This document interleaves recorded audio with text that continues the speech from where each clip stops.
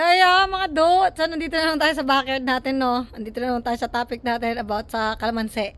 Dahil sa malamig na, pinasok ko muna yung kalamansi ko. Ito ho, nalamigan, kaya ganyan siya. Pero bukod sa nalamigan siya, syempre nakalimutan ko na naman siyang harvestin. Nanunuyot siya, nakalimutan ko rin tong diligan ng tubig. But anyway, ayan, ang daming bunga, sobra. Ang dami niyang bunga, ganun lang kalit yung paso niya, pero grabe yung labong niya, oh. Sobra, oh. Tingnan niyo naman, oh. Grabe. Sobrang daming bunga. O, pakita ko naman yan sa inyo yung isa kong kalamansi dito. Yun din siya, oh. Oh.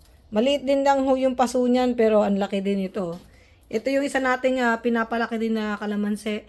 Marami din ho ito naging bunga, kaso na-harvest ko na. But anyway, this year, medyo nagka-peste-peste siguro yung mga citrus tree dito sa sa USI. Kaya anong nangyari, hindi tayo nakabili ng kalamansi kahit anong hanap ko sa Lowe's, sa Walmart at saka sa Home Depot, wala akong nakita. But anyway, so mali mo makakita tayo sa springtime. So bago yon, kukuha muna tayo ng panggawa natin ng lupa ng kalamansi, no? So yung ginagamit kong panggawa ng lupa ng kalamansi, katulad din ho ng mga pinanggagawa ko dito sa mga papaya. Tignan mo yung papaya ko, grabe, oh. Ano sila, oh. Sarap mag-picture, di ba? Nakuha pa mag-screenshot. Ito nyo, dalawa yan, oh.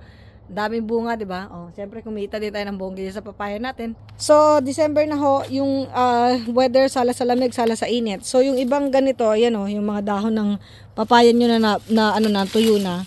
Ayan ang gagawin natin kasi next 3 months or 2 months pa naman, December, springtime pa natin natin itatanim yung kalamansi dito, pero pwede nyo siyang taniman ng ibang halaman while waiting. Pero like I said, yung ibang halaman medyo maselan. So, ang gagawin nyo lang, gagawa kayo ng lazy compost. Lahat ng ko dito.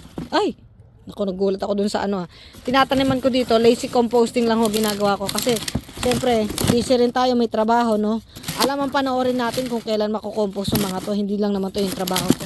Alam mo, mga Pilipino talaga sa ibang bansa, napakasisipag natin. Lahat ng trabaho, kinakaya natin. May padala lang tayong pera sa Pilipinas. Grabe.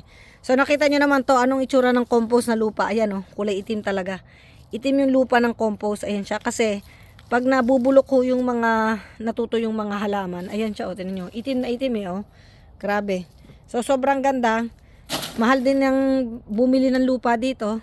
Mahal din bumili ng lupa, tsaka yung lupa na nabibili sa mga store. Medyo yun guys, yung halaman doon hindi nabubuhay. Mga 3 months nabubuhay sila. Tapos after 3 months, patay na naman yung halaman mo.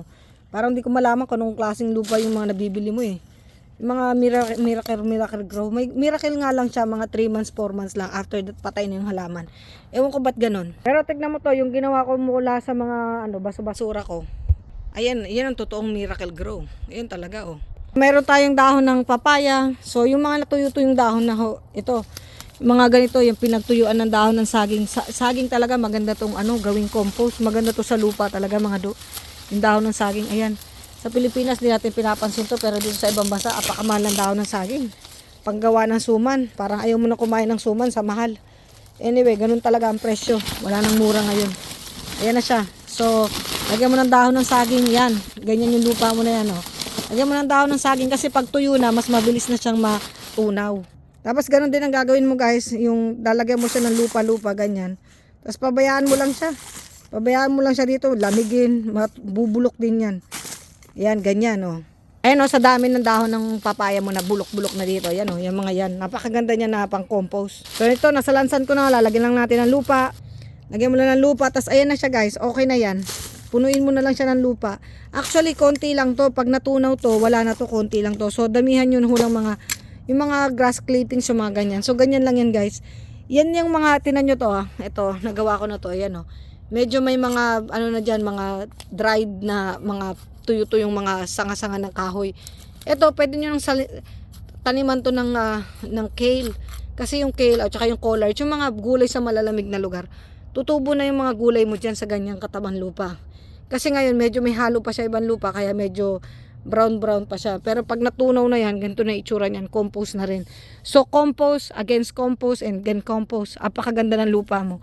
Kasi ito ho, mga buha-buhangin yan. Maganda kung may buhangin ka eh. Dito sa amin, puro buhangin.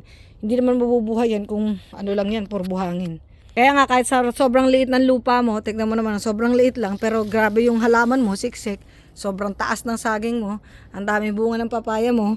Yung saging mo rin, ang dami rin bunga doon. So itong area na to guys, ano pa lang to, 8 months pa lang. So may bago tayong area dito, ayan no. Yung hinukay na natin, ayan siya. Bagong area ng ating compost. Yung mga basura natin, unti-unti na nating tapon dyan yung mga karton-karton mo. Ayan, yung mga karton mo dyan, mga ganyan. No? Tapos tabunan mo na lang ng buhangin. Tignan mo naman, dilaw yung buhangin. Magiging itim din yan over time. Tapos lalaki din yung mga halaman mo. Ganun lang. Yun ang ginagawa kong lupa para sa mga kalamansi. Kasi ang gagawin mo sa kalamansi mo, patitibahin mo muna siya sa loob ng bahay bago mo siya ilagay sa lupa. Dahil dito sa amin, wala nga lupa. Pero kung may maganda ng lupa sa bahay mo, wala nang problema yun. Lagay mo na sa diretso sa lupa. Lagyan mo na lang ng mga dry leaves around it. Lalaki din yung kalamansi mo.